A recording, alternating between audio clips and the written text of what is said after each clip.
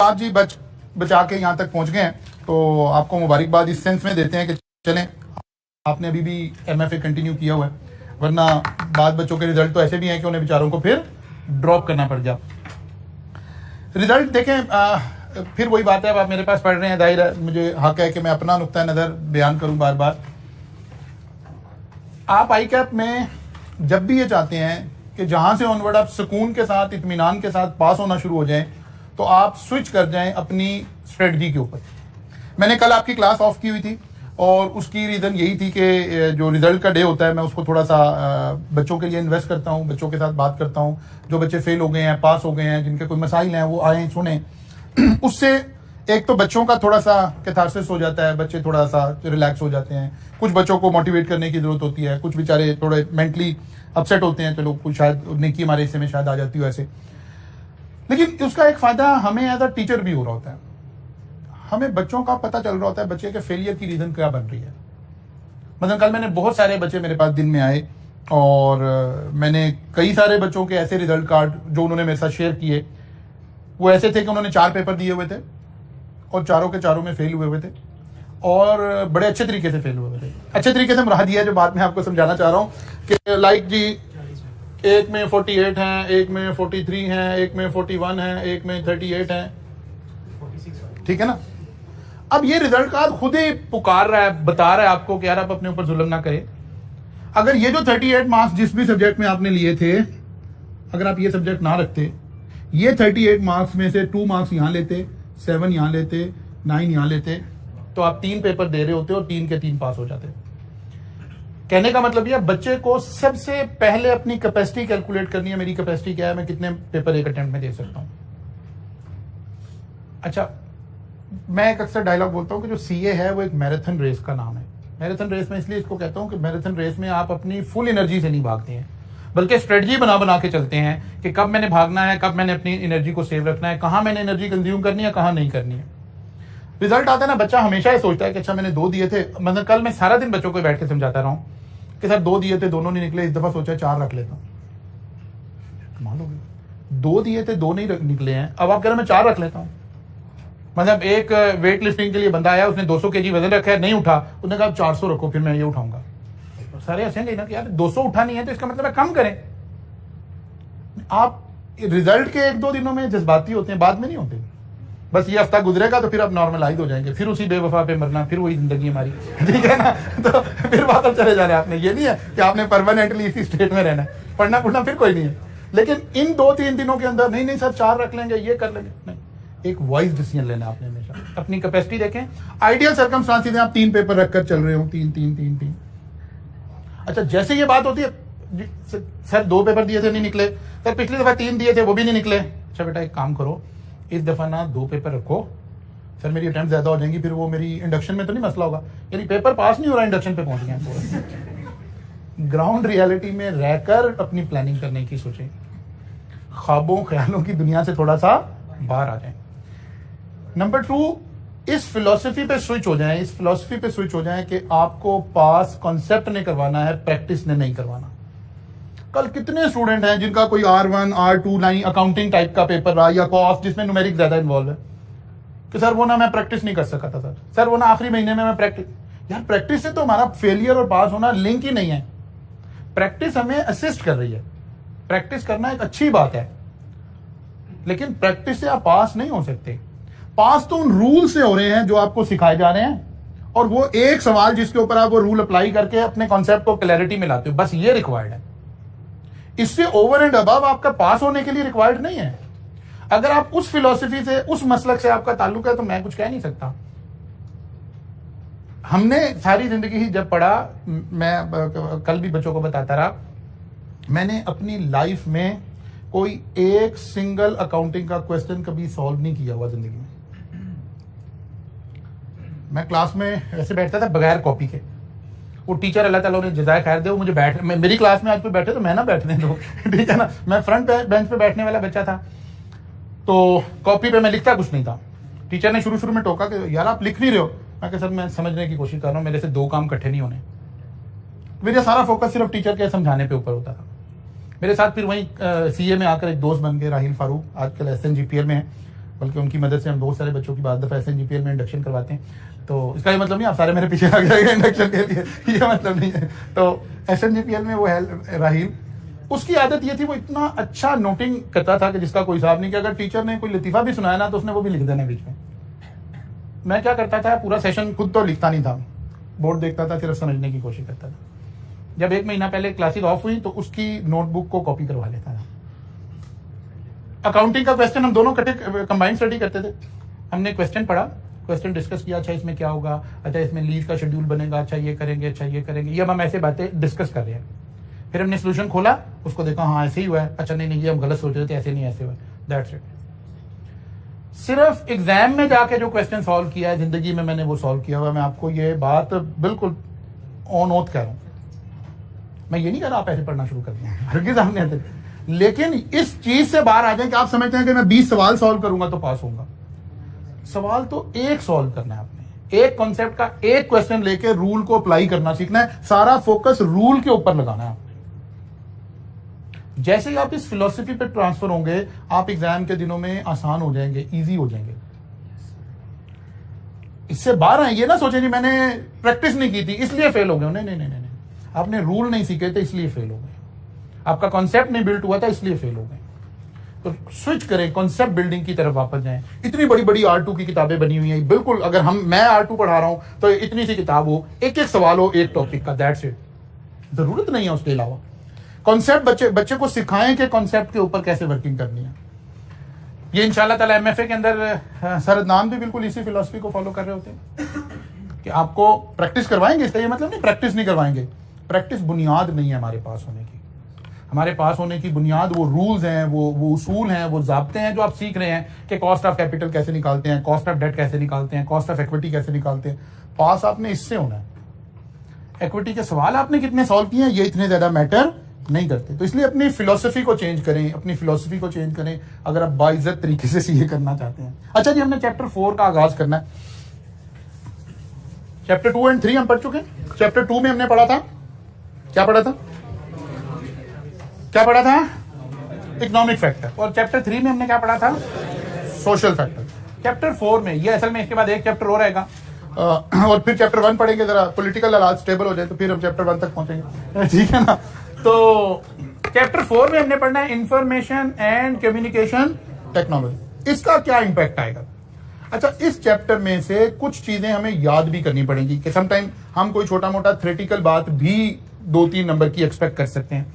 इस चैप्टर को आपने ICAP की बुक से जरूर पढ़ना है साथ, ठीक है ना। पिछले 2 चैप्टर में मैंने कहा था सिर्फ स्लाइड से आप गुजारा चला लेंगे, इस चैप्टर को आप ICAP की बुक से भी थोड़ा सा पढ़ेंगे क्योंकि यहां से 2-3 मार्क्स का कोई छोटा मोटा सवाल भी एक्सपेक्ट कर सकते हैं। पढ़ना क्या है इस चैप्टर में? Impact of technological changes on working method. कि जो टेक्नोलॉजी में चेंजेस आ रही हैं, IT के अंदर जो चेंजेस आ रही हैं, ये हमारे वर्किंग मेथड्स पर इसका क्या इंपैक्ट पड़ रहा है। वो कहते हैं जी टेक्नोलॉजी ने आकर 2-3 हेड में हमें बड़ा ज्यादा अफेक्ट करना शुरू किया है। सबसे पहले तो उसने रिप्लेस किया है ह्यूमन बींग्स को आकर। कुछ काम, कुछ टास्क, कुछ जॉब्स ऐसी थी जहां से ह्यूमन बींग्स को उन्होंने क्या कर दिया है? रिप्लेस कर दिया है कि अब आपकी जरूरत नहीं है, ये काम कौन कर लेगा? मशीन ही कर लेगी। बड़ा चैलेंज है उस तरह के लोगों के लिए। मसलन एक बहुत बड़ा प्लाजा बन रहा था, उसमें मजदूर बेचारे सारा दिन ईंटें ऊपर ले जा रहे थे। मशीन आ गई, मशीन ने ह्यूमन बीइंग को रिप्लेस कर दिया। अब मशीन के जरिए से, क्रेन के जरिए से ब्रिक्स जो है वो अपनी अप्रोप्रिएट जगह पे चली जाती हैं, हमें ह्यूमन बीइंग की जरूरत नहीं रहती। डाटा एंट्री के लिए कितने सारे लोग थे जो डाटा एंट्री कर रहे थे। जब से बारकोड रीडर और ये सारी चीजें आई, पता चला इतनी ज्यादा टीम की जरूरत नहीं है। तो बहुत सारी जगहों पर टेक्नोलॉजी ने आकर ह्यूमन बीइंग को रिप्लेस कर दिया। Computer have replace many for many data processing, और इसी तरह की सारी चीजों की बात हो रही है। दूसरा आ गया restricted to analytical decision making. अब इंसान का इस वक्त, आज जब हम 2022 में खड़े होकर बात कर रहे हैं, तो जो ह्यूमन रोल है ना वो क्या है? एनालिटिकल रोल है। यानी हम आगे चल के इस चैप्टर में डिस्कस करेंगे कि हमारे पास 2 तरह के सर्कमस्टांसेस हैं। जब आप बिजनेस में काम कर रहे हैं ना, तो 2 तरह के। एक ऐसा डिसीजन लेना है जिसका कोई स्ट्रक्चर है। अगर तो हमें अपने टास्क का कोई स्ट्रक्चर समझ आ गया है तो फिर तो IT ने उसको फॉर्मुलेट करके मशीन से ये काम करवाना शुरू कर दिया। जिसे आज हम जरा थोड़ा और बेटर गुफ्तगू करें, चैप्टर के आखिर में जाकर ये अल्फाज इस्तेमाल होने शुरू होंगे, जिसे आज हम आर्टिफिशियल इंटेलिजेंस कह रहे हैं। लेकिन आर्टिफिशियल इंटेलिजेंस भी कहां अप्लाई हो सकती है? जहां कोई स्ट्रक्चर अवेलेबल हो। स्ट्रक्चर का क्या मतलब हो? ये हो तो ये करना है, ये हो तो ये करना है, ये हो तो ये करना है। अब इसमें भले 50 ऑप्शंस हो, मशीन 1 सेकंड में, 1 नैनो सेकंड में इसमें से डिसीजन निकाल के हमें दे देगी, जहां इफ एंड बट हम लगा सकते हैं। इसको हम कहते हैं स्ट्रक्चर्ड अप्रोच। एक है नहीं, स्ट्रक्चर नहीं है, बल्कि एनालिटिकल अप्रोच है। हालात होंगे, उस वक्त हालात और वाकयात को देखकर पता चलेगा क्या करना है। यहां मशीन हमें अभी रिप्लेस नहीं कर सकती। मशीन जब भी रिप्लेस करेगी जब वो अप्रोच क्या बन जाए? स्ट्रक्चर्ड अप्रोच बन जाए। ठीक है, तो ह्यूमन बीइंग का जो मेन काम रह गया है वो क्या रह गया है? Analytical decision making. जहां भी स्ट्रक्चर्ड कोई नहीं है, बल्कि हमें देखना है, अपना अंदाजा लगाना है, अपना स्किल सेट लगाना है, अपना नॉलेज लगाना है, अपना एक्सपीरियंस लगाना है, फिर देखना है कि क्या करना है। लेकिन अगर कोई स्ट्रक्चर्ड अप्रोच है, मसलन बैंक के अंदर, आज से पुरानी 10 साल पहले की बात करें तो जब आप लोन लेने जाते थे तो बैंक का एक ऑफिसर आपको वैल्यूएट करता था, आपकी क्रेडिट वर्दीनेस कैलकुलेट करता था कि आपको कितना लोन दिया जा सकता है।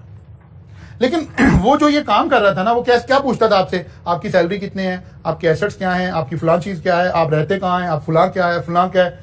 बैकएंड पे बैंक ने उसे समझाया हुआ था, अगर इतनी सैलरी है तो इसको इससे मल्टीप्लाई करो तो इसकी लोन की लिमिट निकल आएगी, इसके पास इतने एसेट हैं तो इसका इतने % लोन। ये स्ट्रक्चर्ड अप्रोच थी। आज आप बैंक की वेबसाइट पे जाएं, अपना डाटा फिल करें, वो आपको बता देगा आपको इतना लोन मिल सकता है। बिकॉज जब भी हम कोई स्ट्रक्चर्ड अप्रोच लगा सकते हो तो वो डिसीजन खुद ब खुद आज मशीन ले लेगी, जिसे हम आजकल क्या कह रहे हैं? आर्टिफिशियल इंटेलिजेंस के। अच्छा जी, फिर आ गया जी तीसरा, आर्टिफिशियल इंटेलिजेंस। इन 3 जगहों के ऊपर हमारा मेन काम आया। जितने स्ट्रक्चर्ड डिसीजन थे वो यहां चले गए, अगर कम्प्लेक्स थे तो यहां चले गए। आर्टिफिशियल इंटेलिजेंस हम कहते हैं जब कोई कम्प्लेक्स सिनेरियो था तो, और उसमें से भी हम मशीन की मदद से कोई डिसीजन ले रहे हैं तो हम उसे आर्टिफिशियल इंटेलिजेंस कह रहे हैं। और अगर कोई बिल्कुल सादा ही था, कोई बड़ा एनालिटिकल काम नहीं था, हम उसे डाटा एंट्री कह रहे हैं। जैसे बारकोड रीडर से जब मशीन रीड करी, आप ग्रोसरी स्टोर में गए, आपने बोतल परचेज की, उसने बारकोड रीडर से इसका बिल कर लिया।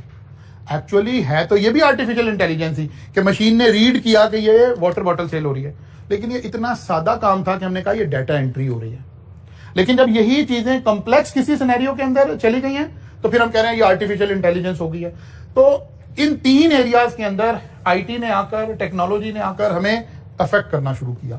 आपने वो एक मशहूर जमाना शबर जैदी साहब की क्लिप भी सुना हुआ होगा कि जी 2000 नियर फ्यूचर में कोई चार्टर्ड अकाउंटेंट नहीं होगा और ये प्रोफेशन रिप्लेस हो जाएगा और फलां हो जाएगा और दिमाग हो जाएगा। क्योंकि कुछ लोगों का ख्याल है कि शायद मशीन हमें रिप्लेस कर देगी।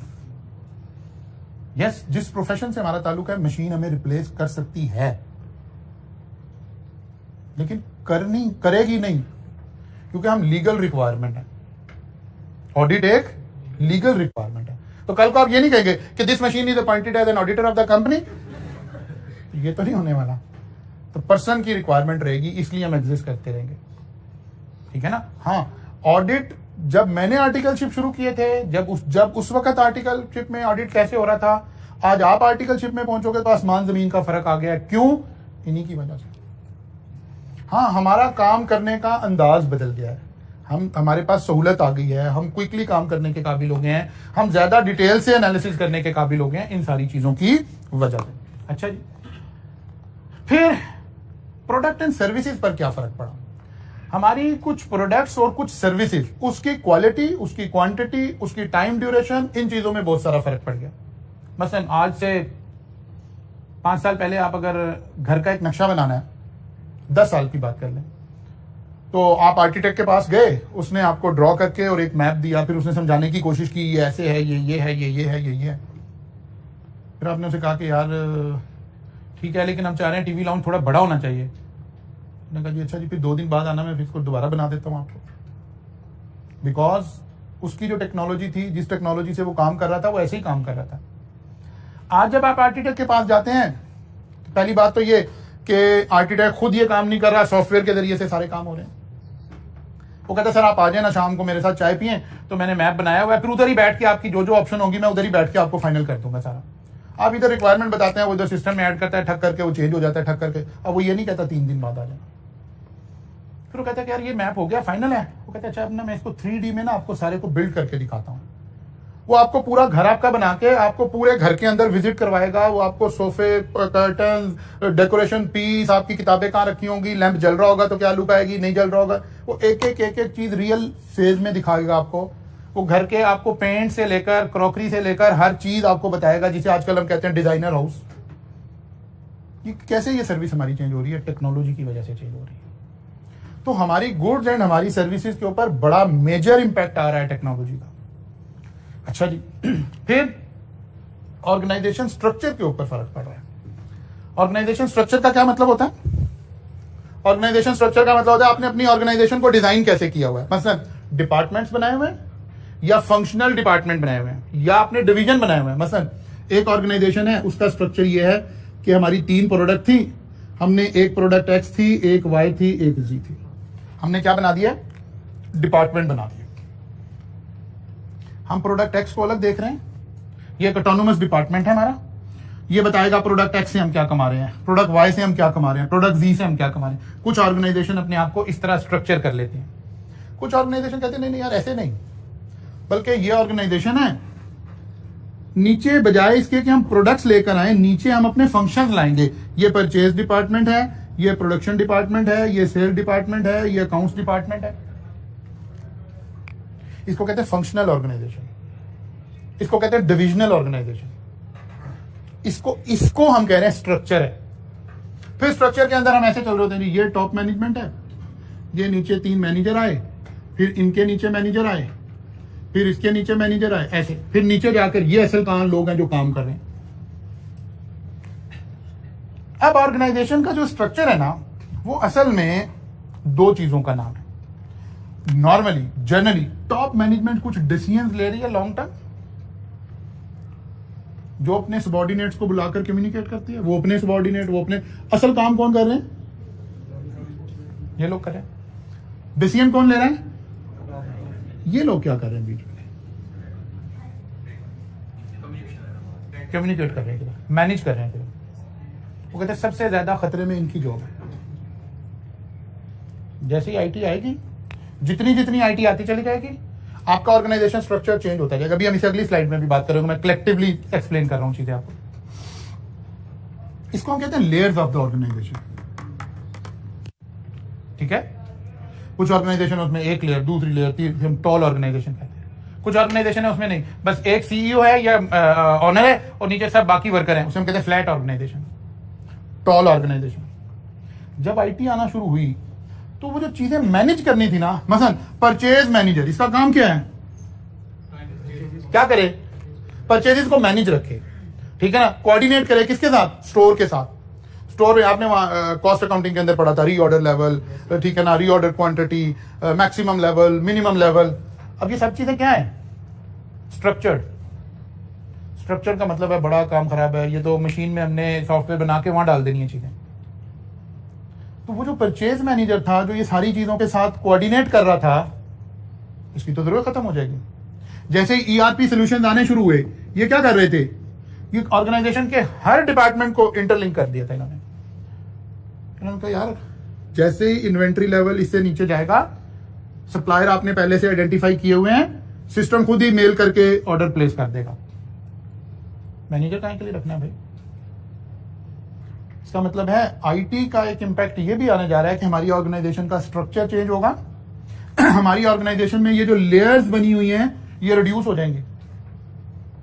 जो लोग विजनरी होंगे उनकी ऑर्गेनाइजेशन में बस 2 लेयर रह जाएंगी, ये लोग और ये लोग। ये थ्रू सिस्टम कम्युनिकेट कर लिया करेंगे। इन सारे लोगों की जरूरत नहीं, ये काम तो कुछ नहीं करते। स्किल तो वर्कर ने, काम तो यहां हो रहा है। ये तो चीजें मैनेज कर रहे थे, तो मैनेज कौन कर देगा? सिस्टम कर देगा। इसको हम कहते हैं डी लेयरिंग हो जाएगी। आईटी की वजह से क्या होगी?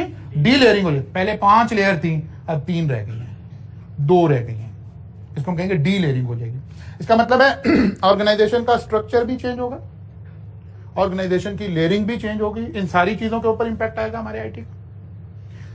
जब हम डिवीजन बनाते हैं ना, डिवीजन बनाने का एक मकसद ही होता है कि हमें पता चल सके कि हमारी ऑर्गेनाइजेशन क्या काम कर रही है। अब डिवीजन ना हम कई बुनियादों पे बना सकते हैं। मतलब जैसे मैंने अभी किस बुनियाद पे बनाया? प्रोडक्ट की बुनियाद पे।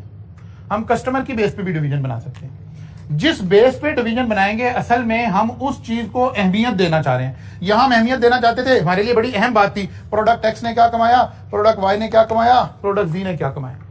ये बात हमारे लिए इंपॉर्टेंट थी। हमने डिवीजन की बुनियाद प्रोडक्ट्स रख ली। वो कहते नहीं यार, हमें डिवीजन की बुनियाद ना प्रोडक्ट नहीं, KNN कहता है कि नहीं मुझे प्रोडक्ट नहीं, मुझे कस्टमर की बुनियाद पे डिवीजन बनाने हैं। KNN अपनी प्रोडक्ट दो तरह के लोगों को सेल करता है। एक वो कहता है डोमेस्टिक कस्टमर है मेरे, आप में हम हमारे घरों में जो KNN की प्रोडक्ट इस्तेमाल हो रही। फिर वो कहते हैं मेरे कमर्शियल कस्टमर है, KFC को, पिज्जा हट को, इन्हें जो चिकन जा रहा है, इन्हें जो जिंगर की चीजें जा रही हैं। वो कहते हैं मैं देखना चाहता हूं मैं घर वाले कस्टमर से क्या कमा रहा हूं और कमर्शियल से क्या कमा रहा हूं। अब इसने डिवीजन किस बुनियाद पे बना दिया, कस्टमर की बेस पर, बाद दफा ज्योग्राफी की बेस पर।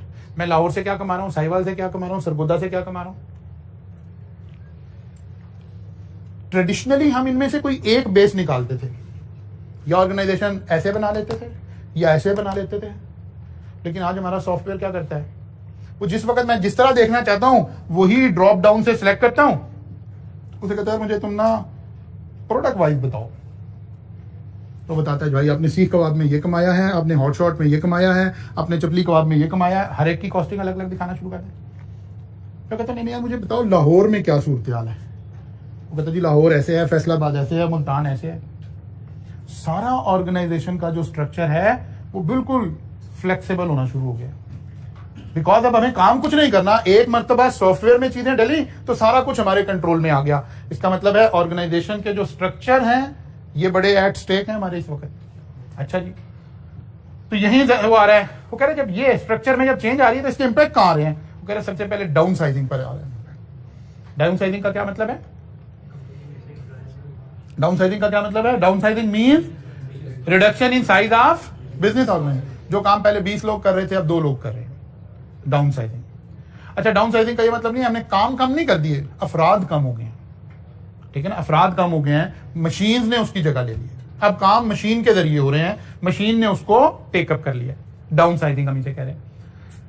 फिर डीलेयरिंग, डीलेयरिंग मैंने अभी आपको समझाई है कि लेयर्स रिड्यूस हो गए, बीच वाले लोग निकल गए। यार इसकी क्या जरूरत है, ये बंदा क्या काम कर रहा है, कुछ नहीं कर रहा, ये तो सिस्टम ही कर लेगा जी। ये पहले जी ऑर्डर देखता था, फिर ऑर्डर प्लेस करता था, फिर उसको ओके करवाता था। कहते हैं ये सारा काम तो सिस्टम ऑटो पे कर लेगा, इसने क्या करना है। जब ऑर्डर डिलीवर हो जाएगा तो बैंक को हमने इंस्ट्रक्शन दे दी, बैंक उसकी पेमेंट भी रिलीज कर देगा। कहते हैं यहाँ तो कोई ह्यूमन बीइंग की जरूरत ही कोई नहीं है। तो डीलेयरिंग होना शुरू हो गई। फिर डाउन साइजिंग होना शुरू हो गई। बैंक्स के अंदर हमें कैशियर की जरूरत थी, हमें ज्यादा स्टाफ की जरूरत थी, हमने ATM मशीन लगा दी। अब हमारा लोड रिड्यूस हो गया। पहले ATM मशीन के अंदर हम सिर्फ कैश विड्रॉ कर सकते थे, आज ATM मशीन के अंदर आप कैश डिपॉजिट भी करवा सकते हैं। तो ह्यूमन बीइंग कहीं ना कहीं रिप्लेस हो रहे हैं ना, रिप्लेस हो रहे हैं, और फिर बेटर काम हो रहा है। फिर 24 आवर्स आपकी सर्विसेज शुरू हो गई, डीलेयरिंग हो गई। फिर आउटसोर्सिंग, तो टेक्नोलॉजी की वजह से चीजों को आउटसोर्स करना आसान हो गया। आउटसोर्सिंग का क्या मतलब है, अपना कोई डिपार्टमेंट, अपना कोई फंक्शन बाहर से करवा लें, रादर देन दिस के खुद एम्प्लॉय रखें और वो वाले रूल्स, एम्प्लॉय का बिहेवियर, एम्प्लॉय के नखरे वो उठाएं, आप उसकी बजाय किसी बंदे को आउटसोर्स कर दें। मसलन जी हमें कॉलेज में, क्लास में हमें यहाँ एक एनवायरनमेंट चाहिए, AC चल रहे हैं, कोई AC खराब हो जाएगा, कुछ हो जाएगा। 2 तरीके हैं कॉलेज के पास, चंद इलेक्ट्रीशियन AC का काम जानने वाले 1-2 लोगों को एम्प्लॉय रख ले अपने पास, और यह है कि किसी से सर्विसेज ले ले कि भाई जब भी AC खराब होगा तो हम आपको कॉल करेंगे, आपका बंदा आके ठीक कर देगा। अगर ये दूसरे वाली ऑप्शन है तो इसको हम आउटसोर्सिंग कह रहे हैं। आउटसोर्सिंग के हमें फायदे ये हैं कि फिर हमें HR को देखना नहीं पड़ रहा होता। अगर हमारे 2 एम्प्लॉय हैं और ईद की छुट्टियों में दोनों ही घर गए हैं और अभी वापस नहीं आए हैं, तो आज हम मुश्किल में होंगे अगर कोई AC खराब हो जाएगा तो। लेकिन अगर आउटसोर्सिंग की है तो हमारी बला से सारे बीमार हो जाए, हमने तो जिसको आउटसोर्स किया हुआ उसने बंदा हमें प्रोवाइड करना।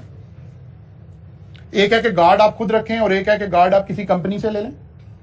खुद रखेंगे तो जाहिर है आपका गार्ड कभी बीमार हो जाएगा, कभी कहेगा फोतगी होगी है, कभी कहेगा शादी आ गई है, कभी कुछ कभी कुछ। और अगर कंपनी है तो वो खुद ही रिप्लेस करके देगा। तो आउटसोर्सिंग में हमें इस तरह के बेनिफिट्स होते रहते हैं।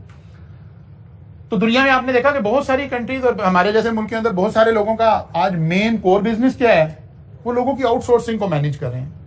मसलन अगर इंग्लैंड के अंदर हमने अकाउंटिंग डिपार्टमेंट मेंटेन करना है तो वहां रेंट ज्यादा है, मिनिमम वेज ज्यादा है, तो वो कंपनी, वहां की स्मॉल कंपनी क्या करती हैं, वो अपना वहां अकाउंटिंग डिपार्टमेंट नहीं मेंटेन करती।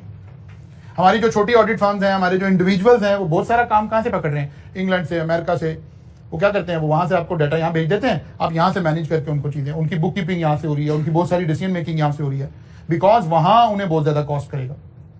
तो ऐसे टेक्नोलॉजी की वजह से आउटसोर्सिंग बहुत कॉमन हो गई है, और जिसको आज आप इसी कोई फ्रीलांसिंग भी कह रहे होते हैं ना, फ्रीलांसिंग का सारा बिजनेस क्यों हो रहा है? आउटसोर्सिंग की वजह से हो रहा है। अच्छा जी, फिर आ गया जी रीस्ट्रक्चरिंग। रीस्ट्रक्चरिंग मैंने आपको समझा दिया कि रीस्ट्रक्चरिंग में दो अल्फाज और इस्तेमाल हम कर लें, इन्हें थोड़ा डिटेल में चले जाएं। Horizontal restructuring and vertical restructuring. Horizontal restructuring का क्या मतलब होता है कि अगर हम ऐसे, एक बंदा था, ये हमारा एक, इसके नीचे 5 लोग थे, ज्यादा लोग, 6 लोग। हमने रीस्ट्रक्चरिंग क्या की, इन लोगों को कुछ जॉब एक्स्ट्रा एलोकेट की, एक बंदा फारिग कर दिया, एक बंदा यहां से फारिग कर दिया। रीस्ट्रक्चरिंग हुई है, लेकिन कैसे? और अगर हमने इस रुख रीस्ट्रक्चरिंग किया, ये लेयर ही बीच में से निकाल दें, तो फिर ये क्या हो रही है? वर्टिकल। तो रीस्ट्रक्चरिंग आपकी हॉरिजेंटल भी हो सकती है और रीस्ट्रक्चरिंग आपकी वर्टिकल भी हो सकती है। अच्छा जी, impact of technological change, virtual company. तो कहते हैं जनाब टेक्नोलॉजिकल चेंज ने एक और काम, एक लफ्ज और हमें नया मिल गया, वो क्या है? वर्चुअल कंपनी या वर्चुअल ऑर्गेनाइजेशन। जब हम लफ्ज वर्चुअल बोल रहे होते हैं तो इसका मतलब क्या है? नॉर्मली जनरली हम क्या कहते हैं? इसकी फिजिकल एग्जिस्टेंस कोई नहीं है, ये एक वर्चुअल ऑर्गेनाइजेशन है, इसका कहीं हेड ऑफिस नहीं है, कहीं फिजिकल जगह कोई नहीं है, ये लोग अपने अपने घरों में बैठकर आपको सर्विसेज प्रोवाइड कर रहे हैं। या इसका एक दूसरा मीनिंग ये है कि हो सकता है ये कहीं फिजिकल बैठ रहे हो, लेकिन आपको फिजिकली नहीं मिलना चाहते, सर्विसेज फिजिकल नहीं प्रोवाइड कर रहे, सर्विसेज वाया वर्चुअल प्रोवाइड कर रहे। बात समझ आई? मसलन बहुत सारे इदारे जो आपको कौन सी सर्विसेज प्रोवाइड कर रहे हैं? Virtual services. आप कहते हैं जी ये प्रोडक्ट है, फेसबुक के जरिए आप जितनी परचेजिंग कर रहे हैं, जितनी चीजें ऑनलाइन आप परचेज कर रहे हैं, आप कहें यार ये मैं कहां देख सकता हूं? कहते हैं सर कहीं नहीं देख सकते, बस हम होम डिलीवरी करते हैं। ये आपका कोई डिस्प्ले है? कहते हैं डिस्प्ले है ही नहीं हमारा। ये कौन सी ऑर्गेनाइजेशन है? ये वर्चुअल ऑर्गेनाइजेशन है, जिनकी कोई फिजिकल एग्जिस्टेंस नहीं है। इसी तरह से ऑनलाइन सोशल मीडिया की वजह से आपने देखा, आपकी फेसबुक भरी पड़ी है, हमारी फेसबुक भरी पड़ी है, ऑनलाइन शॉपिंग का किस कदर रिवाज आ गया। एक टेक्नोलॉजिकल चेंज आ रही थी, रही सही कसर कोविड ने पूरी कर दी। कोविड ने आके इन सारी चीजों को कैटलिस्ट का काम किया, जो जहां हमने शायद अगले 5 साल में पहुंचना था, वहां 5 साल पहले पहुंच गए। यानी ऑनलाइन पर हमारी थर्ड वर्ल्ड के लोगों ने ग्रेजुअली स्लोली स्विच करना था। वो फियर अभी अंदर थे, हम काम भी ऐसे ही कर रहे हैं कि ऑनलाइन में चीजें अच्छी नहीं बेच रहे, ये नहीं कर रहे, तो ये फियर्स, ये अभी थ्रेट रहने थे हमें। लेकिन पता चला जी सारा मुल्क तो लॉकडाउन हो गया, ऑप्शन ही ऑनलाइन बची है। तो जब आपने 2-4 दफा मंगवाया तो आपने कहा नहीं वही चीज ऑनलाइन भी आ जाती है, वैसे बाय द वे जाने की जरूरत क्या है? जिन कंट्रीज में लोग यूज टू हो चुके थे वो इससे पहले भी ऐसे ही करते थे। वो कहते थे मतलब एक मोबाइल परचेज करना है तो मैंने शॉप पे क्यों जाना है? बाय द वे आप दुबई में चले गए तो आपने कोई मोबाइल, कोई इस तरह की पेट चीज परचेज करनी है, वो बिल्कुल जाना पसंद नहीं करते, ऑनलाइन ऑर्डर करें अभी आधे घंटे। अच्छा, वहां इतना ऑनलाइन का रिवाज है कि आपको फिजिकल से ज्यादा चीज जल्दी ऑनलाइन मिल जाती है। कंपनीज को पता है, वो पैटर्न अपना डाटा भी, यहां भी बिग डाटा ही आ गया लफ्ज, कि अपने डाटा से एनालिसिस करते रहती है कंपनी, यार किस तरह की चीजें ज्यादा बिक रही हैं। तो जो उनकी डिलीवरी वैन है ना, फर्स्ट किया जी एक मोबाइल लॉन्च हुआ, वो मोबाइल उन्होंने देखा बड़ा हॉट प्रोडक्ट है, और डिलीवरी वैन में 20 मोबाइल रख दें। ऑर्डर आया, डिलीवरी वैन देखी गार्डन टाउन में, होता है ऑर्डर आया, ये भी डिलीवर कर दो। पता लगा अभी आपने ऑर्डर दिया, 10 मिनट बाद चीज भी डिलीवर हो गई, क्योंकि आप अपने डाटा के एनालिसिस से, अपनी चीजों से ट्रेंड निकालते जा रहे हैं, चीजें देखते जा रहे हैं। ये सारे इंपैक्ट कहां से आ रहे हैं? ये सारे टेक्नोलॉजिकल चेंजेस हैं। बिग डाटा सबसे बड़ा काम आज हम क्या कर रहे हैं? हम अपने डाटा का एनालिसिस कर करके वहां से ट्रेंड निकाल रहे हैं, वहां से चीजें सॉर्ट आउट कर रहे हैं, नए मीनिंग दे रहे हैं अपने कस्टमर को, अपनी चीजों को, अपनी बाकी सारी चीजों को। फॉर नथिंग हम अपने डाटा को एनालिसिस करके उसमें से कुछ मीनिंगफुल इंफॉर्मेशन निकालते हैं कि यार ये चीज और इस चीज का बजाहिर कोई लिंक नहीं नजर आ रहा, लेकिन कस्टमर का पैटर्न बता रहा है कि ये दो चीजें जब भी बिक रही हैं इकट्ठी बिक रही हैं। तो ग्रोसरी स्टोर ने क्या किया, हालांकि वो नॉर्मली तो एक तरह की चीजें एक रैक पे रखी होती है ना, लेकिन बिग डाटा से हमने एनालिसिस किया कि नहीं यार, जो कस्टमर फलां चीज खरीदता है वो ये भी जरूर खरीद रहा है, तो क्या फिर इनके रैक करीब कर दें, उसकी सेल कई गुना बढ़ गई क्योंकि कस्टमर को सहूलत मिल गई। तो हम अपने डाटा के एनालिसिस से, हम इन सारी चीजों से, हमें बेतहाशा हमारे जो बिजनेसेस हैं उनको चैलेंजेस दरपेश हैं।